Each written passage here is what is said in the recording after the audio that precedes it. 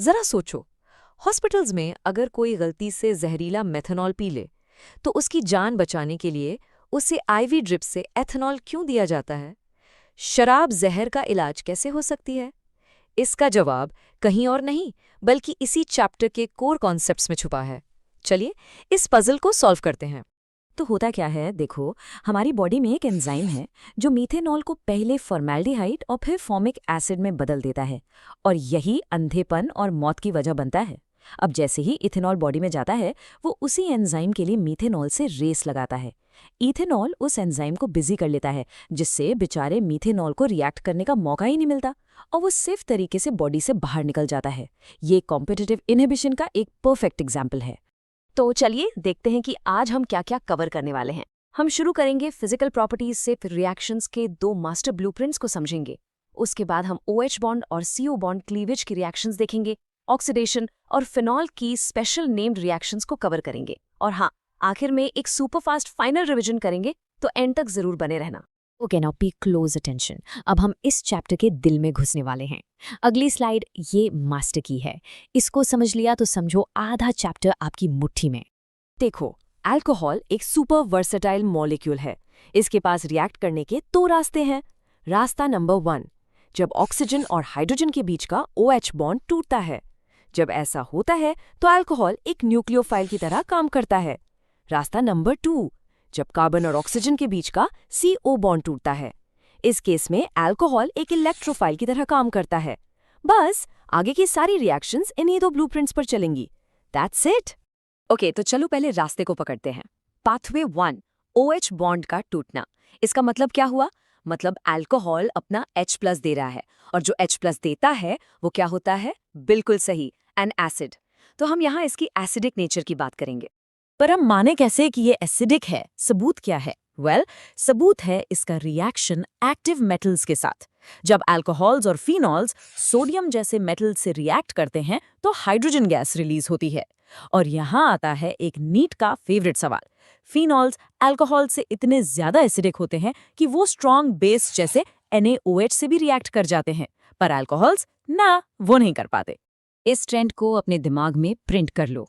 सबसे एसिडिक है प्राइमरी, फिर सेकेंडरी और सबसे कम टर्शरी। सिंपल। अब सोचो ऐसा क्यों? क्योंकि ये जो अल्काइल ग्रुप्स R है ना, ये इलेक्ट्रॉन पुशिंग ग्रुप्स होते हैं। तो जितने ज्यादा ग्रुप्स उतना ज्यादा इलेक्ट्रॉन ऑक्सीजन की तरफ पुश होगा, और वो बेचारे हाइड्रोजन को और कस के पकड़ लेगा, जाने नहीं देगा। इसीलिए H+ का निकलना मुश्किल हो जाता है।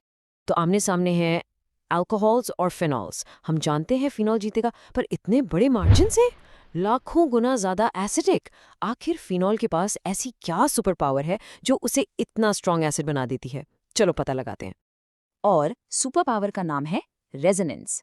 जैसे ही फिनॉल अपना H+ छोड़ता है, बन जाता है फिनॉक्साइड आयन।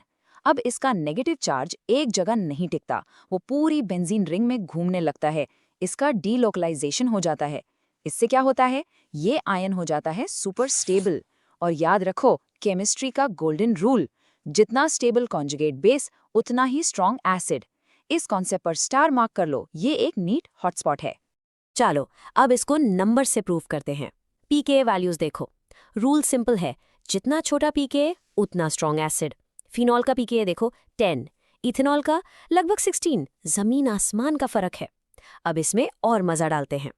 अगर हम फिनॉल पर एक इलेक्ट्रॉन खींचने वाला ग्रुप जैसे NO2 लगा दे तो एसिडिटी और बढ़ जाती है, और अगर इलेक्ट्रॉन देने वाला ग्रुप जैसे CH3 लगा दे तो एसिडिटी कम हो जाती है। Simple logic. पाथवे 1 की एक और फेमस रिएक्शन है एस्टरिफिकेशन।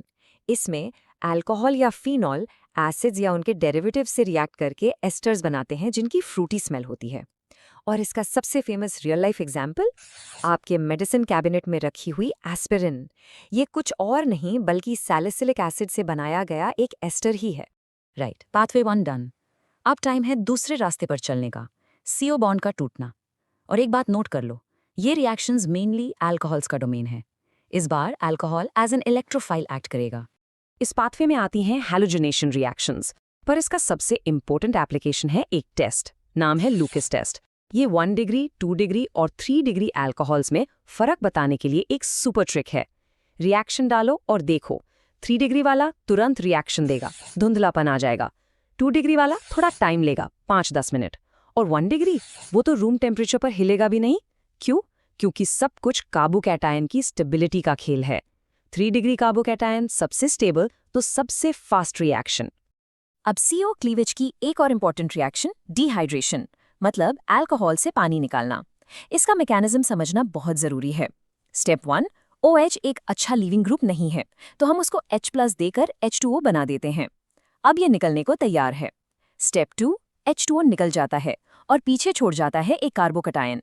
ये सबसे स्लो स्टेप है, यानी रेट डिटर्मिनिंग स्टेप।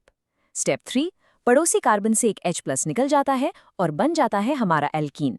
यहाँ भी वही लॉजिक लगेगा, टर्शरी अल्कोहल्स सबसे आसानी से डिहाइड्रेट होंगे।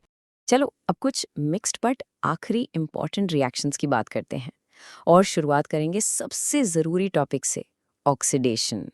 ऑक्सीडेशन का रिजल्ट इस बात पर डिपेंड करता है कि आपका अल्कोहल कौन सा है और आप रिएजेंट कौन सा यूज कर रहे हो। देखो, 1 डिग्री अल्कोहल को अगर स्ट्रॉन्ग एजेंट जैसे KMnO4 दोगे तो वो रुकेगा नहीं, सीधा कार्बोक्सिलिक एसिड बनाएगा। पर अगर आपको रिएक्शन एल्डिहाइड पर ही रोकनी है तो आपको PCC जैसा माइल्ड एजेंट यूज करना पड़ेगा। 2 डिग्री अल्कोहल वो हमेशा कीटोन ही बनाएगा, और बेचारा 3 डिग्री वो नॉर्मल कंडीशंस में ऑक्सीडाइज होता ही नहीं। ओके, अब आते हैं फिनॉल के स्पेशल सेलिब्रिटी रिएक्शंस पर। ये नेम रिएक्शंस हैं और नीट में इनका आना लगभग तय रहता है, तो इन पर पूरा फोकस चाहिए। मिले 2 सुपरस्टार्स से। पहली कोल-बेस रिएक्शन, यहाँ फिनॉक्साइड CO2 के साथ रिएक्ट करके बनाता है सैलिसिलिक एसिड, सिंपल। दूसरी राइमर-टाइमन रिएक्शन, यहाँ फिनॉल क्लोरोफॉर्म और बेस के साथ मिलकर बनाता है सैलिसिलाल्डिहाइड। बस इतना याद रखो, कोल-बेस से एसिड, राइमर-टाइमन से एल्डिहाइड, रिएक्टेंट्स और प्रोडक्ट्स, बस यही पूछा जाता है। फिनॉल का OH ग्रुप रिंग के लिए एक सुपरचार्जर जैसा है। ये रिंग को एक्टिवेट कर देता है और आने वाले ग्रुप्स को ऑर्थो और पैरा पोजीशन का रास्ता दिखाता है। अब देखो, अगर आप हल्का रिएजेंट जैसे डाइल्यूट HNO3 यूज करोगे तो ऑर्थो और पैरा प्रोडक्ट्स का मिक्सचर मिलेगा। लेकिन अगर आपने heavy duty concentrated HNO3 use कर लिया तो रिंग इतनी ओवर एक्टिवेट हो जाती है कि तीनों जगह यानी 2, 4 और 6 पोजीशन पर NO2 लग जाता है और बनता है पिक्रिक एसिड। ऑलराइट, अब वक्त है एक रैपिड फायर फाइनल रिवीजन का। चलो सारे की पॉइंट्स को दिमाग में लॉक कर लेते हैं।